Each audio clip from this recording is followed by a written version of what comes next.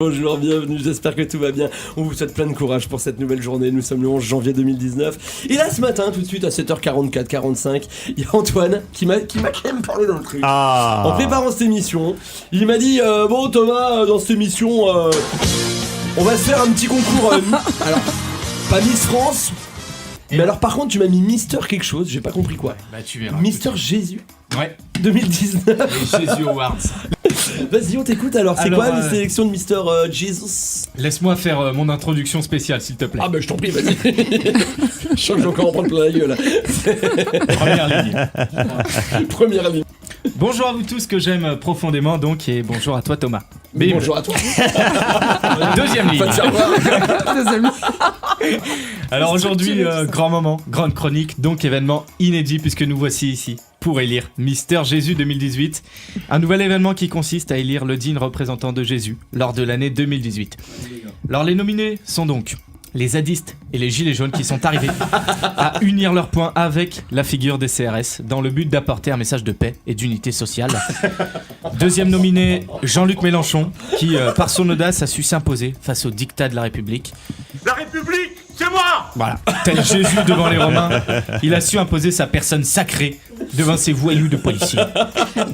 Troisième nominé, Boubaï Karis, Forcément. un moment légendaire. Trop d'amour. Ouais, qui nous montrait quand même que même sans cerveau, on peut suivre le chemin emprunté par Jésus et distribuer un nombre incalculable de pains à la fois. Effectivement. Et enfin, dernier nominé, Thomas. Et oui, puisque tandis que Jésus changeait l'eau en vin, Thomas, toi, t'as réussi le miracle de changer le vin en vomi. Bien joué. Bravo, bravo, non, bravo. Bravo. Et il est maintenant temps de décerner la palme au vainqueur. Elle revient donc à Emmanuel Macron. Et oui, puisqu'il existe encore des gens qui croient en lui. Comme quoi, il n'y a pas que la religion qui nous fait croire à des conneries. Et c'est donc maintenant la fin de la première cérémonie des Jésus Awards. Et maintenant, on passe à la vraie chronique. Allez, donc voilà, ça y est, c'est la nouvelle année, on est en 2019. Pour ma part, je clôt l'année 2018 sur un record, puisque je l'ai réussi à le faire 5 fois, le nouvel an.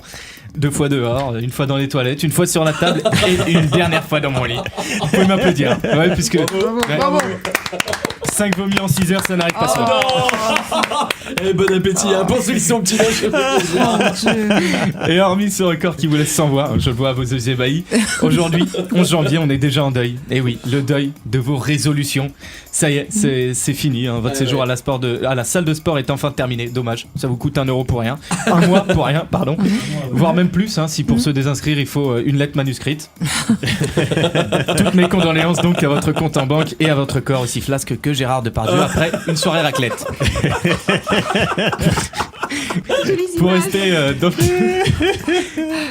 dans le thème du deuil dans cette période de Noël et de début janvier, c'est la période des dépressions, mais il faut que vous teniez le coup, même si Patrick Sébastien ne vous souhaitera plus la bonne année.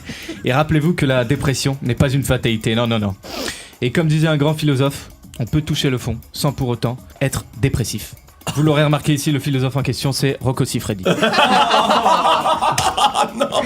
Bon, maintenant qu'on est en 2019 et comme chaque année, on a tous reçu des vœux, mais s'il vous plaît, ne vous sentez pas obligé d'envoyer un texte long et poétique. Il y a quelques rares personnes dans ce monde dont on aimerait recevoir un message sous cette forme. Rimbaud, il n'existe plus. Baudelaire, il n'existe plus non plus. Mona, elle existe toujours. Voilà. Et Jean Lassalle. Par exemple, j'en ai reçu un de Thomas, je le lis en direct. Que le chemin de l'année 2019 soit parsemé d'éclats de joie, de pétales de plaisir, qu'il soit éclairé par l'étincelle de l'amour et la lueur de l'amitié. Je voudrais que tu m'apportes autant de mon bonheur que quand tu me fais. Bon, après, c'est personnel, ça regarde que lui, moi et une lampe torche. Mais bon, vous voyez tous où je veux en venir, quand on voit Thomas, on ne se dit pas « cet homme est un poète ». Non, pas du tout. Pas du tout, on se dit plutôt « oh, c'est pas vrai, c'est le DJ Forain, fan de Patrick Sébastien ». Et c'est d'ailleurs ces deux passions qui font de lui un être humain capable de dire le 31 décembre « Allez, prochaine, hein ?» Non, que ces satanées âneries veuillent cesser. Et je voudrais prendre du temps aussi dans cette chronique pour vous prévenir du danger. On ne cesse de vous le répéter, arrêtez de conduire après avoir bu. Non, vraiment, la voiture c'est très dangereux. Prenez-moi par exemple, en rentrant du nouvel an, je roulais tranquillement, je sens que je roule sur quelque chose. Donc forcément, je m'arrête. Je descends, j'avais les miquettes quand même. Je croyais que j'avais écrasé un animal. Bon, là, heureusement, c'était juste un gosse. Mais faites attention. Un jour, ça sera peut-être plus grave.